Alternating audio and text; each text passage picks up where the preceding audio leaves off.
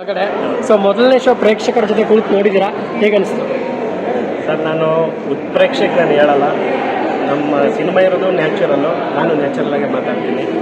ನಾನು ಸಿನಿಮಾ ನೋಡೋಕ್ಕಿಂತ ಹೆಚ್ಚಾಗಿ ಪ್ರೇಕ್ಷಕರು ನೋಡ್ತಾ ಇದ್ದೆ, ಅವ್ರ ರೆಸ್ಪಾನ್ಸ್ ಹೇಗಿದೆ ಅಂತ.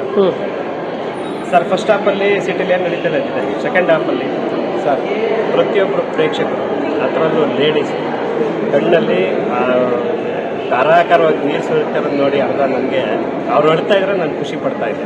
ಅಂದರೆ ಆ ಒಂದು ಮುಟ್ಟಿದೆಯಲ್ಲ ನಾನು ಮಾಡಿರ್ತಕ್ಕಂಥ ಸ್ಟೋರಿ, ಸೊ ನನ್ನ ಶ್ರಮ ಇಲ್ಲೊಂದು ಪ್ರತಿಫಲ ಸಿಗ್ತಾ ಇದೆ ಅಂತ. ಪ್ರತಿಯೊಬ್ಬರು ಈಗ ಹೊರಗಡೆ ಬಂದಾಗ ನೀವೇ ಕೇಳಿದ್ದೀರ ಯಾವ ರೀತಿ ಇದೆ ಅಂತ. ಸೊ ನನಗೆ ಭಾಳ ಖುಷಿ ತಂದಿದೆ. ಒಂದು ಸಾರ್ಥಕತೆ, ಓಕೆ ನಾನು ಕಷ್ಟಪಟ್ಟು ಓಕೆ ಅಂತ ಅನಿಸ್ತಾ ಇದೆ.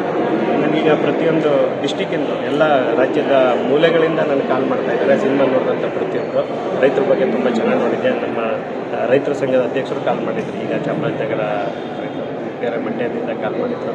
ತುಂಬ ಚೆನ್ನಾಗಿದೆಯಪ್ಪ, ಒಳ್ಳೆಯದಾಗಲಿ, ನಾವೆಲ್ಲರೂ ನೋಡ್ತೀವಿ, ಎಲ್ಲ ಪ್ರತಿಯೊಬ್ಬರು ಕುಟುಂಬ ಸಮೇತ ನೋಡ್ಬೋದಂಥ ಸಿನಿಮಾ ಮಾಡಿದ್ಯಾ, ತುಂಬ ಖುಷಿಯಾಯಿತು ಅಂತ ಹೇಳಿದ್ರು. ನನಗೆ ಇಷ್ಟು ಸಾಕು. ರೈತಾಪಿ ವರ್ಗ ಸಿನಿಮಾವನ್ನು ನೋಡಿ ಚೆನ್ನಾಗಿದೆ ಅಂತ ಒಪ್ಕೊಂಡ್ರೆ ಸಾಕು. ಅದರಲ್ಲಿ ಒಂದು 2-3 ಅಂಶ ಇದೆ, ನಾನು ಹೇಳಲ್ಲ, ಬಂದು ನೋಡಿ. ಆ 2-3 ಅಂಶನ ಅಳವಡಿಸ್ಕೊಂಡ್ರೆ ಸಾಕು. ಸರ್, ಇವಾಗ ಇವತ್ತು 11 ಸಿನಿಮಾಗಳು ರಿಲೀಸ್ ಆಗಿದೆ ಕನ್ನಡದ್ದು. ಅದರಲ್ಲೂ ಓಂ ಪ್ರಕಾಶ್ ಅವರು ಹಿರಿಯ ನಿರ್ದೇಶಕರು ನಿಮ್ಮ ಸಿನಿಮಾಗೆ ಬಂದು ಬೆಂಬಲಿಸಿದರು, ಅವರು ಎಷ್ಟು ಖುಷಿ ಇದೆ ಸರ್? ಅವರು ನಮ್ಮ ಸಿನಿಮಾಗೆ ಬಂದಿರೋದೇ ಒಂದು ದೊಡ್ಡದು. ನಮ್ಮ ಕಡೆಗೆ ಹೋಗ್ಬಿಟ್ಟು ನೋಡಿದ್ದಾರೆ, ನೋಡಿ ನಮ್ಮ ಬೆಂತಟ್ಟಿ ಒಳ್ಳೆ ಪ್ರಯತ್ನ ಮಾಡಿದೆ ಮಗ, ಒಳ್ಳೆ ಫ್ಯೂಚರ್ ಇದೆ, ಸ್ಟೋರಿ ಬೇಕು, ಬರ್ತಾ ಇಲ್ಲ ಈ ಸ್ಟೋರಿ ಮಾಡಿದ್ಯಾ, ತುಂಬ ಒಳ್ಳೆಯದಾಗಲಿ, ಎಲ್ಲರೂ ನೋಡ್ತಾರೆ, ಕುಟುಂಬ ಸಮೇತ ಕೂತ್ಕೊಂಡು ನೋಡ್ಬೋದು ಅಂತ ಹೇಳಿದ್ರು. ಭಾಳ ಖುಷಿ.